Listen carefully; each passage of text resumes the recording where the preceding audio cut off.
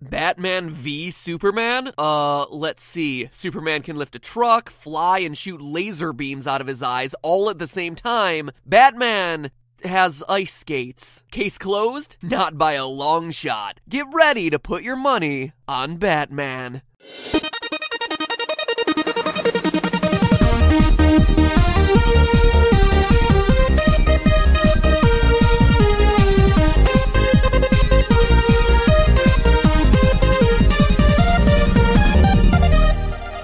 Hello, Internet! Welcome to Film Theory, where today we're looking at the most absurd matchup of 2016. No, I'm not talking about the election. We're talking about Batman versus Superman. Now, I'm sure I wasn't the only one to see the title Batman v Superman and just start laughing. I mean, seriously, how can anyone, let alone a regular human, beat an all-powerful alien with a seemingly limitless set of abilities? Even Screw Attack's Death Battle concluded that anime's #1 hero Goku, an unstoppable fighting machine able to fuse with other fighters, channel the energy of the entire universe, and literally become a god, would lose in a fight against the all-American hero. And they came to that same result not once, but twice. Even with Goku having the most powerful item in existence at his side, the comment section wanting him to win. Nothing beats that! So what chance does Batman have in a battle like that? Forget Batman v Superman, a more accurate title would be Superman wins the end. There, I just saved you $20 on movie tickets. You're welcome. But hold on, before you go out and spend that money to see Deadpool a 6th time, sure, Vegas may put the odds at 1,000 to 1 in favor of Superman, but what if I told you that despite the odds, Batman, with the help of some science, could very easily win this fight? That's right, I'm putting all my money on the old emotionally unstable guy in a leather costume and ridiculous voice. If we believe there's even a 1% chance that he is our enemy, we have to take it as an absolute certainty. And no, we're not talking about kryptonite. Everyone knows that magical rock is Superman's only weakness. Exposed to kryptonite, Superman crumbles faster than a moviegoer watching Jiggly. But we're making this a fair and realistic fight. No kryptonite involved. Like last episode when we killed off Deadpool, I'm gonna figure out a tangible, scientifically accurate way that Bruce Wayne, as a normal human, could defeat an unstoppable alien comic book figure. So where do we start? Well, in the words of Sun Tzu, know the enemy. Which means we need to know what makes Superman so super. Since we're talking about the Batman v Superman, we have to go by the explanation provided to us by Man of Steel. As we learn from hologram Russell Crowe in the movie, he's not innately powerful. It's Earth that gives him all his amazing abilities. You'll be a god to them. In fact, on Krypton, his home world, Superman wouldn't have any powers at all. Superman gains his powers on Earth through the planet's weakened gravity and its stronger sun relative to Krypton. Earth's sun is younger and brighter than Krypton's was. Your cells have drunk in its radiation. Earth's gravity is weaker, yet its atmosphere is more nourishing. Now you're probably thinking, that's pretty silly. There's no way the sun and gravity can rationally explain a man's ability to fly and lift up an airplane, but it kinda can. If Krypton has a much heavier gravity than Earth, an alien coming from Superman's home planet could lift objects no human could. This is because a Kryptonian's muscles would have adapted to the heavier gravity of Krypton. Think of an astronaut on the moon. The moon has a gravity roughly equal to 1/6 that of Earth's. Since the mass of an object is constant, if you weigh 200 pounds on Earth and you go to the moon, you'll weigh 1/6 of that, approximately 33 pounds. This is why astronauts can so easily jump around on the moon's surface, even when carrying hundreds of pounds of equipment. And that brings us to my next point, the changing gravity also affecting how much a person could conceivably lift. A human who could lift 100 pounds on Earth could then lift 600 pounds on the moon. But now, instead of the Earth and the moon, we have Krypton and the Earth. Since the Earth's gravity is weaker than Krypton, Superman weighs far less here. As such, he's able to leap tall buildings in a single bound and lift seemingly impossible objects. Is it perfect flight? Admittedly, no, but that's where the other half of his power set comes in.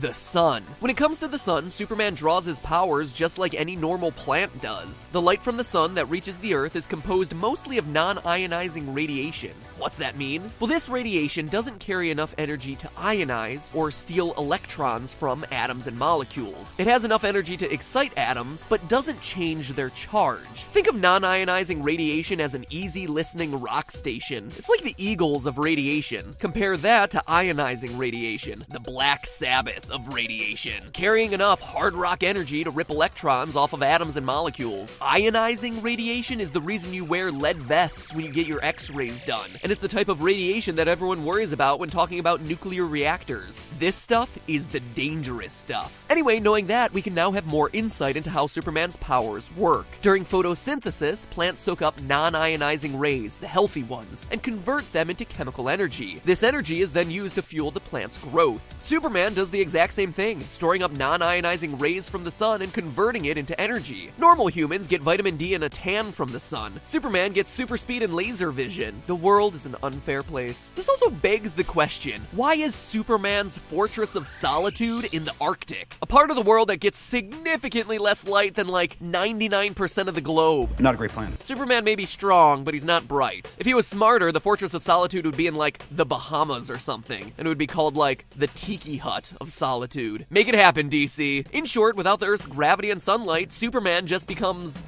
man, I guess. What?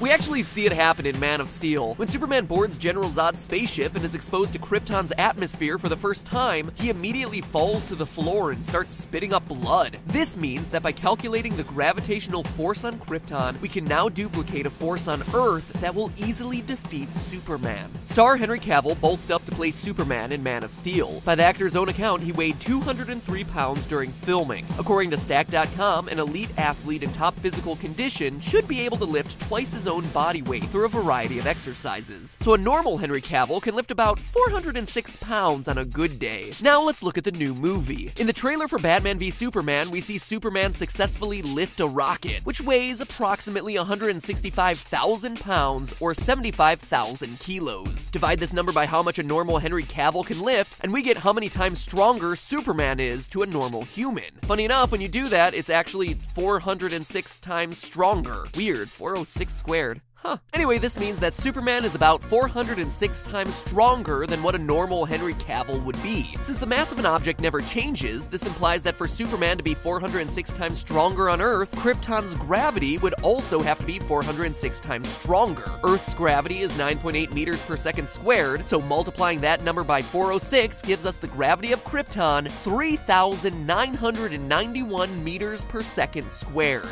That's insane. Our own sun has a gravitational force of 274 meters per second squared. Thus, in order to replicate Krypton's gravity, you would need to create a force 14 times greater than that of the sun. No wonder Superman is super. It's also no wonder Zod's plan to terraform Earth failed. Looks like some kind of gravity weapon. It's working in tandem with their ship. Somehow they're increasing the Earth's mass, clouding the atmosphere with particulates. Oh my God. The terraforming.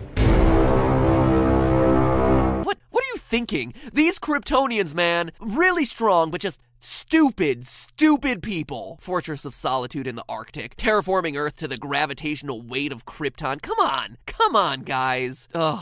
Luckily, in order to win this fight, Batman doesn't have to do any terraforming. Knowing that in the lore of the movies, Superman is 406 times stronger than a normal human, to damage the guy, all Batman needs to do is punch him with 406 times the force of a normal human punch. And while that may sound like a lot, it's actually pretty easy. In fact, we can punch Superman with 1,000 times the force of a normal human punch. Oh yeah. In 2013, scientists at UC Berkeley created a robotic muscle 1,000 times stronger than a human being. These robot muscles, which are made from a material that's also in cameras and missile guidance systems, can throw objects 50 times heavier over a distance 5 times its length within seconds. Using these robotic muscles, Batman could create a mechanical suit with a punch nearly 2.5 times greater than Superman's. So much for creating a fair fight between these two. Superman is at a disadvantage here. That scene from the trailer? Oh yeah, that's entirely plausible. Superman should be scared. But Batman doesn't stop there. He ain't gonna fight fair. He's the Dark Knight. Bruce would figure out a way to tip the balance in his favor. Sure, robotic armor 1,000 times greater than a human should be enough to knock out the so-called Man of Steel, but Batman doesn't want to take any chances in this fight. He would want to weaken Superman. And he could do that through the other half of Superman's power source, the sun. No, Batman isn't gonna block out the sun, that'd be stupid. But he can use ionizing radiation. Remember, Superman drinks up non-ionizing radiation like a plant to fuel his powers. That's the safe stuff. But on Earth, ionizing radiation is pretty easy to come by. X-rays, nuclear power plants, radon, and as we all know, it's dangerous. Exposure to ionizing radiation results in mutation, radiation sickness, cancer, even death. If Superman is exposed to ionizing rays, he's gonna absorb that harmful radiation, weakening him in the same way he absorbs the sun's non-ionizing rays for strength. Couple that with a punch 2.5 times the strength of Supes, and you got yourself a fight. Don't believe me about this radiation stuff? Well, look no further than the comic book Batman v Superman is based on, The Dark Knight Returns. In the comic, although it's not directly spelled out, Superman is exposed to ionizing radiation from a nuclear fallout. The result? He immediately shrivels up like a prune. In fact, Superman is so weakened by this exposure that when he fights Batman later on, he gets beat senseless. That's right, in the very comic Batman v Superman is based on, Batman, the ultimate long shot, actually wins. So in summary, all you need to do to beat Superman is expose him to some radiation, be it via X-rays, radon, uranium, take your pick, and then pummel him to death with some robotic muscles. But hold on, I hear you say, that's far from easy. Who on Earth could possibly have access to all of that? Well, who else? But Bruce Wayne. Bruce Wayne is a billionaire entrepreneur. He can do anything he wants. How much does crafting an armor of super strong robot muscle cost? Doesn't matter, Batman's a billionaire. He probably funded the research for it in the first place. And remember, that's billionaire with a B. He could make 100 robot suits and then buy a tropical island and then build a temple on that island worshipping George Clooney and his bat nipples. He's a billionaire. He can do whatever crazy things he imagines just by signing a check. As for getting his hands on radioactive substances, Bruce Wayne already owns dozens of nuclear power plants. Wayne Enterprises, per Batman lore, has multiple divisions which include Wayne Construction, Wayne Biotech, Wayne Steel, Wayne Weapons, and Wayne Industries. All Bruce Wayne has to do is borrow some uranium from his local power plant, or radon, or whatever. Or better yet, just stage the battle at his own power plant. Once lured in, Superman won't know what hit him, but we will. Ionizing radiation followed up with robotic muscles 1,000 times stronger than that of a human. And that, loyal theorists, is the true irony here. The one thing that'll defeat Superman, the all-American hero, is the most American thing of all: capitalism. The green substance Superman should be worried about ain't kryptonite, it's the almighty dollar. But hey, that's just a theory. A film theory. And cut. Want to see more theories about all your favorite superheroes? Punch that subscribe button with the force of 1,000 suns. And while you're at it, if you're craving more superhero action, check out Wisecrack and their new video exploring the hidden meaning in Pixar's The Incredibles. You know, for as much as I like this movie, I always got a weird vibe from it. And it looks like they did too. The greatest people in the world are only great through their blood. Hard work does not make you great. Is that really what the movie's trying to tell us? Well, my friends over at the Wisecrack channel are looking to see whether there's actually any validity to that claim. The guys over there have a bunch of smart, funny videos that aim to open your mind about your favorite movies, video games, TV shows, books. Any way you slice it, if you like this channel, chances are you're gonna like theirs, so I recommend going on over and showing them some love. And speaking of Disney movies with questionable themes, Zootopia? Oh yeah, we're covering that one next time.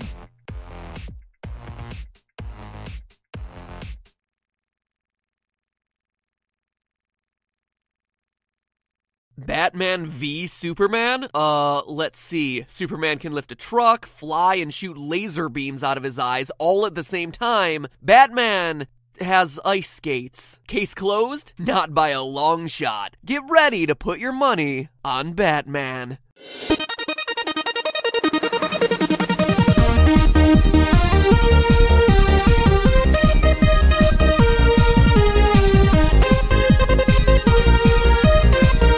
Attack's death battle concluded that anime's #1 hero Goku, an unstoppable fighting machine able to fuse with other fighters, channel the energy of the entire universe, and literally become a god, would lose in a fight against the all-American hero. And they came to that same result not once, but twice, even with Goku having the most powerful item in existence at his side, the comment section wanting him to win. Nothing beats that! So what chance does Batman have in a battle like that? Hello, Internet! Welcome to Film Theory, where today we're looking at the most absurd matchup of 2016. No, I'm not talking about the election. We're talking about Batman versus Superman. Now, I'm sure I wasn't the only one to see the title Batman v Superman and just start laughing. I mean, seriously, how can anyone, let alone a regular human, beat an all-powerful alien with a seemingly limitless set of abilities? Even forget Batman v Superman, a more accurate title would be Superman Wins The End. There, I just saved you $20 on movie tickets. You're welcome. But hold on, before you go out and spend that money to see Deadpool a 6th time, sure, Vegas may put the odds at 1,000 to 1 in favor of Superman, but what if I told you that despite the odds, Batman, with the help of some science, could very easily win this fight? That's right, I'm putting all my money on the old emotionally unstable guy in a leather costume and ridiculous voice. If we believe there's even a 1% chance that he is our enemy, we have to take it as an absolute certainty. And no, we're not talking about kryptonite. Everyone knows that magical rock is Superman's only weakness. Exposed to kryptonite, Superman crumbles faster than a moviegoer watching Jiggly. But we're making this a fair and realistic fight. No kryptonite involved. Like last episode when we killed off Deadpool, I'm gonna figure out a tangible, scientifically accurate way that Bruce Wayne, as a normal human, could defeat an unstoppable